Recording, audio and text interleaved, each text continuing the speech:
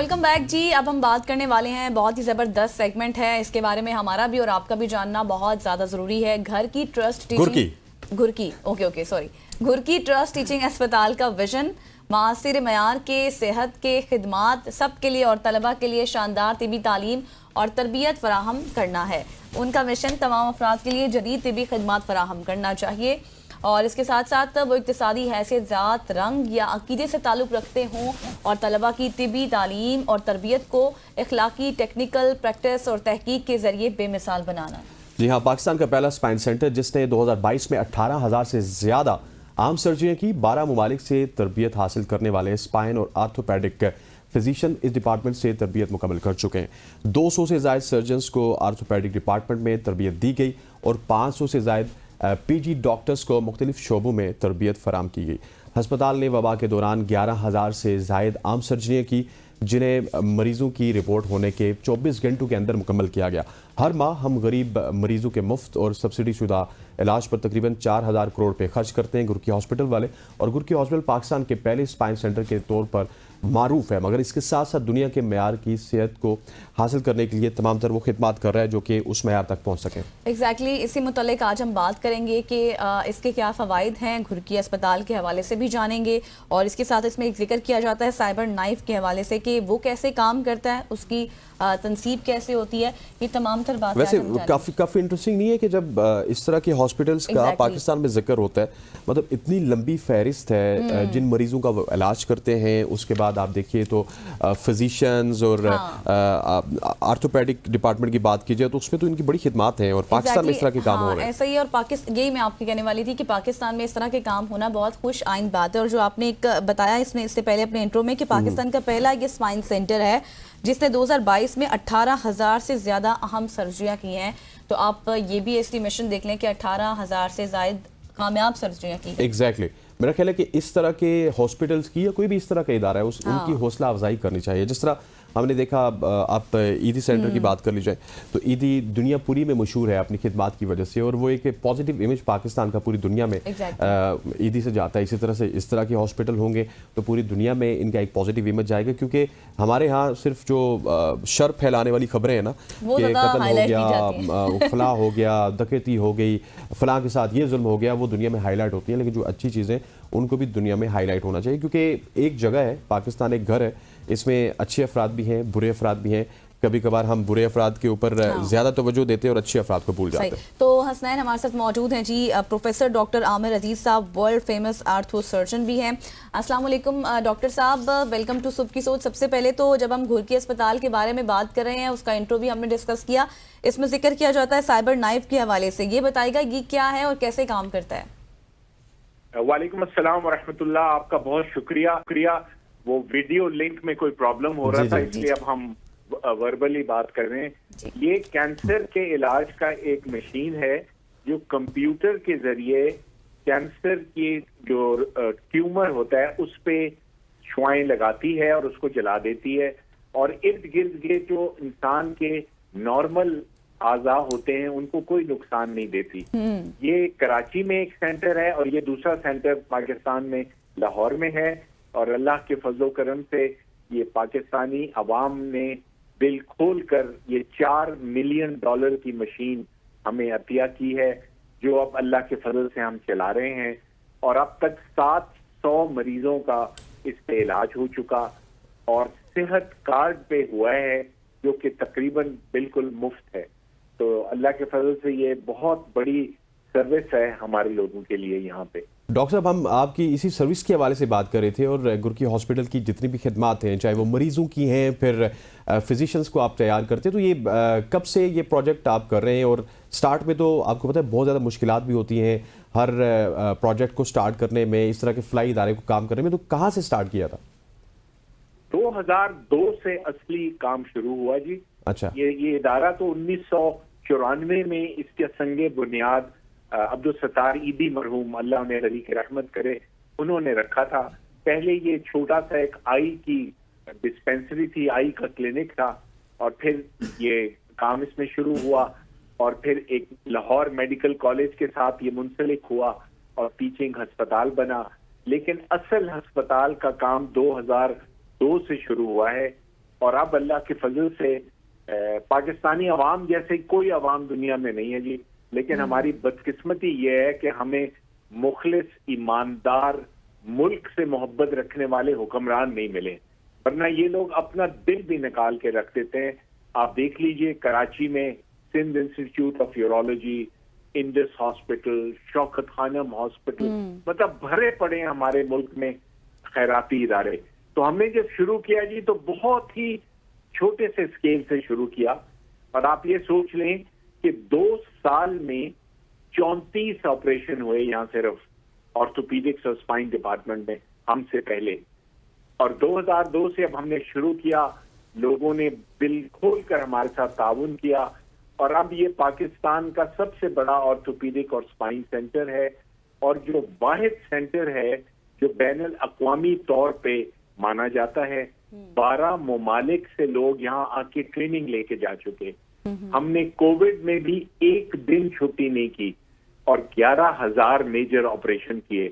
پچھلے سال ہم نے 12,000 آپریشن کیے ہیں، اور 200 سے زیادہ آرتھوپیڈک سرجن الحمدللہ ہم نے ان کو تربیت دے کے پورے ملک میں ہر جگہ پہ وہ اللہ کی مخلوق کی خدمت کر رہے ہیں.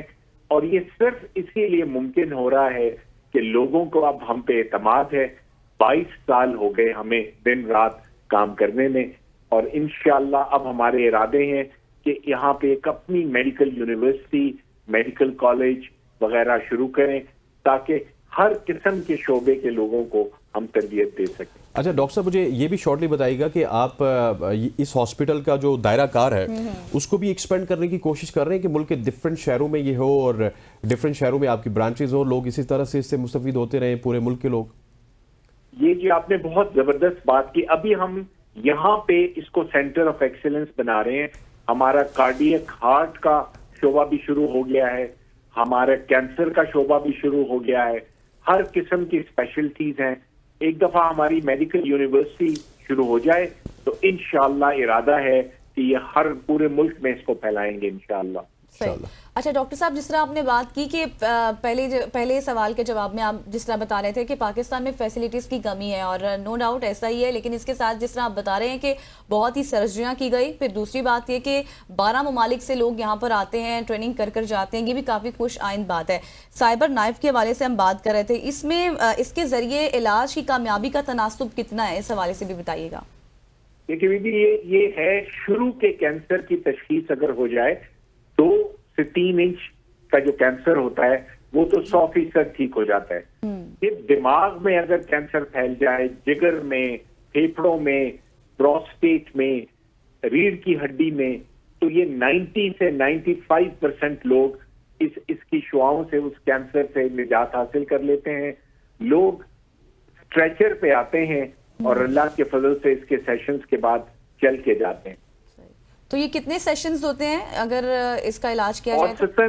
اوسطاً 5 سیشن ہوتے ہیں جی، اور 5 سیشن میں اللہ کے فضل و کرم سے بہت زیادہ فائدہ مل جاتا ہے. اور ہم کینسر سے آگے بڑھ کے جو پروسٹیٹ غدود جو بڑھ جاتا ہے جس کے لیے آپریشن کیا جاتا ہے وہ بھی ہم اب انہی کی شعاؤں سے ٹریٹ کر رہے ہیں تاکہ بزرگ لوگوں میں اس آپریشن کی بھی ضرورت نہ رہے. اور یہ بتائیے گا ڈاکٹر صاحب کہ کینسر کے علاج کو بہت ہی مہنگا علاج سمجھا جاتا ہے، اور آپ یہ جتنا بھی علاج ہے یہ سارا ہی وہ صحت کارڈ کے ذریعے کرتے ہیں، یا پھر اگر کسی کے صحت کارڈ میں لیٹ سپوز کچھ اوپر نیچے بجٹ کم ہو جاتا ہے تو اس کا پھر کیا کرتے ہیں؟ اس کا جی ہم جو صحت کارڈ جو ہے میں وہ تقریباً 60% بجٹ ہر مریض کے لیے مل جاتا ہے. جو اس سے اوپر ہوتا ہے وہ ہمارے جو لوگ ہماری جو پشت پناہی کرتے ہیں، جو ہمیں بہت زیادہ مال پیسہ دیتے ہیں اپنا زکوٰۃ صدقات وغیرہ، پھر ہم اس سے پورا کرتے ہیں. کبھی کسی کو واپس ہم نے نہیں کیا. 5 سیشنز کا مطلب ہے تقریباً 12.5 لاکھ کا خرچہ، لیکن 7.5 لاکھ ہمیں صحت کارڈ سے مل جاتا ہے، باقی ہم خود پورا کرتے ہیں. تو ڈاکٹر صاحب کچھ لوگ اب یہ بھی پریفر کرتے ہیں جب کینسر کے جو مریض ہوتے ہیں کہ باہر سے علاج کرایا جائے، تو اگر ہم بیرون ممالک کے حوالے سے بات کریں تو وہاں پر اس علاج کا کتنا خرچہ آتا ہے؟ بیٹا یہ آپ نے زبردست سوال کیا. اکثر ممالک میں تو یہ مشینی ہی نہیں ہے سائبر نائف کی. امریکہ میں اس کے ایک مریض کے علاج میں $1 لاکھ خرچہ آتا ہے. پورے برطانیہ میں اس کی 4 مشینیں ہیں صرف, اور وہاں پہ اس پہ 25 سے 30 ہزار پاؤنڈ خرچات ہے. تو آپ اس سے اگر کمپیئر کریں تو یہ تو مفت ہے بالکل ہر قسم سے اللہ کے فضل سے جو ہو رہا ہے یہاں علاج. زبردست ہو گیا ڈاکٹر صاحب, آپ اسی طرح سے اچھا کام کرتے رہیں, اور کچھ اپنے سننے والوں کو میں سمجھتا ہوں کہ آپ کو کچھ پیغام بھی دینا چاہیے کہ کس طرح سے آپ ایک فلاحی ادارہ رن کر رہے ہیں اور آپ کی اور امداد کیجئے تاکہ اس کو آپ پورے ملک میں پھیلائیں. جی, میری اپنے ملک کے بہن بھائیوں, بیٹیوں, بچوں سے یہ درخواست ہوگی کہ ضرور چکر لگائیں, ایک دفعہ آ کے دیکھیں تو کہ اللہ نے یہ ہمیں کیا چیز عطا کر دی, اور پھر اگر ان کا دل ٹھکے اس پہ تو پھر دل کھول کر ہماری مدد کریں تاکہ ہم اس کو بہتر سے بہتر بناتے چلے جائیں. اچھا ڈاکٹر صاحب, جاتے جاتے مجھے یہ بھی بتائیے گا کہ جو صاحب ثروت لوگ آتے ہیں وہ بھی علاج کرواتے ہوں گے, تو ان کے علاج پہ بھی آپ ریلیکسیشن دیتے ہیں یا وہ پھر آپ کو پیمنٹ وغیرہ کر جاتے ہوں گے؟ دیکھیے, صاحب ثروت لوگوں سے مارکیٹ سے کم پیسے لیے جاتے ہیں اور وہ سارے پیسے بھی غریب مریضوں کے علاج پہ خرچ کیے جاتے ہیں.